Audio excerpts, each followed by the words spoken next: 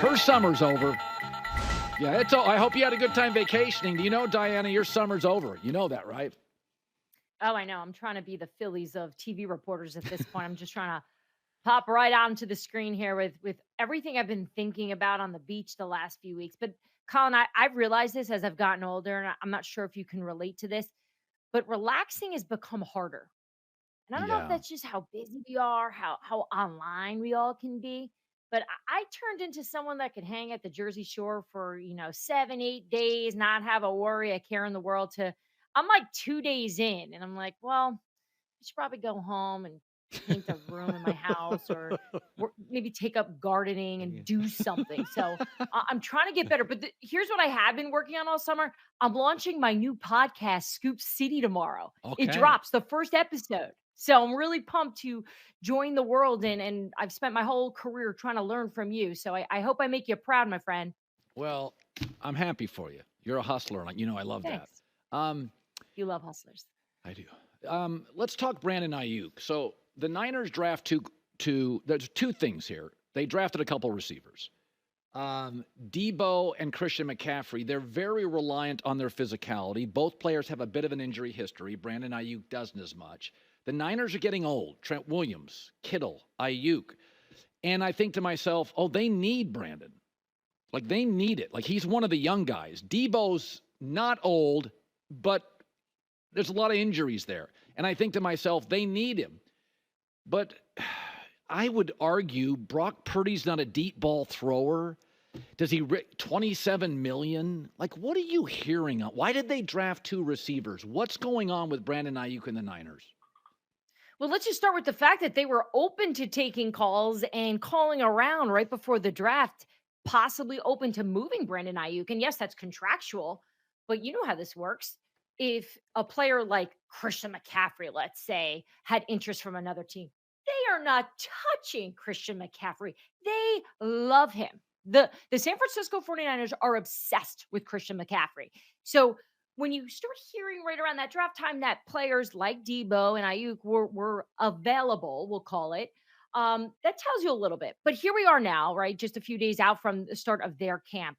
And I can tell you, the Niners want to keep them. They do. But the price for receivers has gone up so much that number that's not sitting great. Now, this is a team that has always done deals late anyway, right? Remember last year, the Nick Bosa Yeah, situation, both yeah, sides were telling me the whole time. I remember being on your show the day the deal was done and walking out of your studio in New York, and I got the text that the deal was done. I'm like, finally, because I went on talking to you, telling you right. they want to keep this guy. Of course they do. He's the best defender right now, outside Miles Garrett, right? So that being said, they want to keep him. The price that the Niners feel was a good number for him. We're talking that 26, 27 million dollar range. Ayuk's looking at the market going, I'm worth a lot more than that. And when you look at the 49ers, they're actually in a really good position with him because they could just let him play out this year and most likely use the tag on him next year. So Ayuk's making 17 now, right around there. The tag next year, 22, 23 mil. So the Niners are in a good spot for him. So in terms of this deal getting done, I see them either working it out that way or just doing a small deal. I think that's how it's going to get done. But in terms of Ayuk's interest around the league, there are definitely a lot of teams paying attention.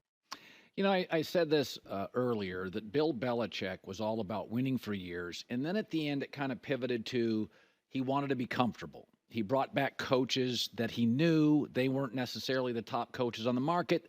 He had told Urban Meyer, I'm going to coach guys I want to coach. Well, winning's not comfortable, winning's uncomfortable. Aaron goes to New York. I got Nat Hackett, I got Lazard, I got Cobb. I get it. But that doesn't make the team better. That makes you more comfortable. I do feel like they gave the team to Aaron, but in the end, Saleh, his job's on the line. Okay, so Aaron's job isn't on the line. Saleh's is.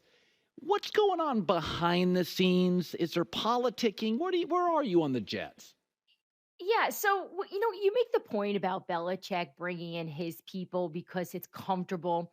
The way I always read that and understood it was it's a language, right? You and I both read ESPN.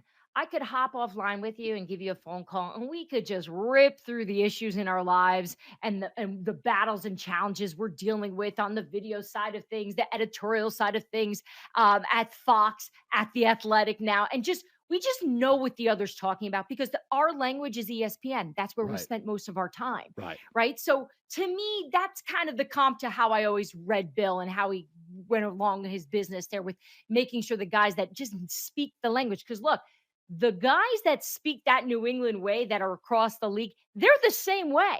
They love bringing in people that do it their way because it just makes it's one less teaching moment that they have to go through, one less layer. So for Aaron, that's more about comfort.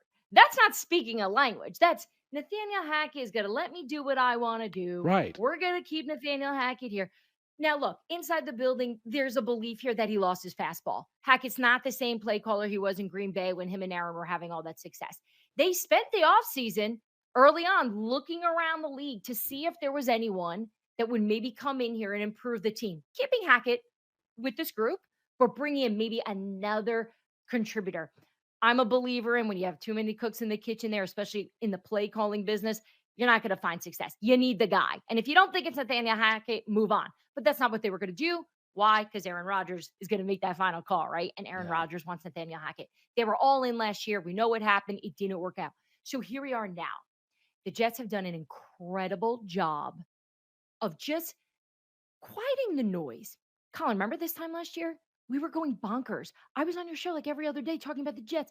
Aaron looks amazing in camp. And look, he's going to put on a show in Florham Park again, right? We're going to see it again where he's going to be making these throws that social media is going to clip and slow mo it and add the most beautiful, Top Gun music to it. And it's going to be perfection and beautiful. Um, but in terms of tempering the emotions and the expectations. We are not going to hear Robert Salas talk Super Bowl like we did last Yeah. training camp. Remember Yeah. that? We're Yeah. like, what are you talking about, Super Bowl? How could you possibly use those words when you've done nothing on the field? They've learned. That is Yeah. the one thing. That's my biggest takeaway of the offseason from my conversations with coaches, with players. They've been humbled. Yeah. They've been humbled. They know it's going to take more than what they were doing last year. And it's going to take a lot more than just talking about it. So a team last year, I didn't buy into him, nor Deshaun Watson. There's some personal stuff I'm not into. But be that as it may, he's talented. There were injuries. It's the only time I remember a quarterback being given the go-ahead to play, and the quarterback's like, I don't want to play. So it's like, okay, what's going on here? This is odd. Where are we on his health? And because I love Stefanski, I love Andrew Berry, I love their offensive line. There are a lot of things here I really like about Cleveland. It's a top 6-7 Yeah, roster. But it doesn't work if Deshaun's not ready to go. None of it matters. Where are we on this? yeah, it's almost like, we're just talking about the Jets, right? They stay Yeah. healthy. We're talking about them in the postseason, right? Because their roster is just built, their defense is that good. And I look at the Browns the same way, right? They've got this stout defense run by Jim Schwartz. They add Mike Vrabel, right? They're not the issue. They were so healthy last year on defense, and I know that's luck, but on offense, they obviously dealt with some of those injuries. Not just the running back position, but at quarterback, as we saw with Deshaun Watson having that shoulder situation and Joe Flacco coming in.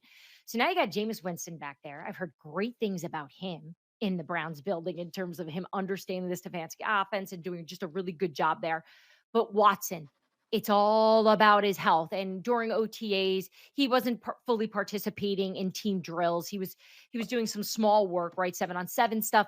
The expectation, though, is as camp ramps up, we will see more of him. That has been the thought process, even going back to the spring of we're giving him the summer, he's training, and he should be 100% by the end of August, if not anytime sooner, or at least the hope is sooner at that point. But in terms of just that entire team coming together, they're a lot like the Jets from all right, let's keep our heads down because if we just do what we're supposed to do, we're going to be really good.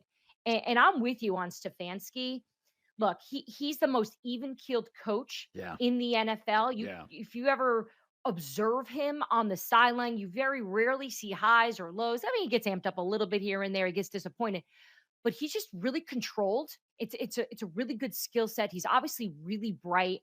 And he's obviously also very confident and open to getting the thoughts of other coaches and other people that know what they're doing. So the fact that him and Andrew Berry got that extension, that had been in the works for over a year, that made all the sense in the world from Brown's ownership, which we've known and we have criticized for years, Colin.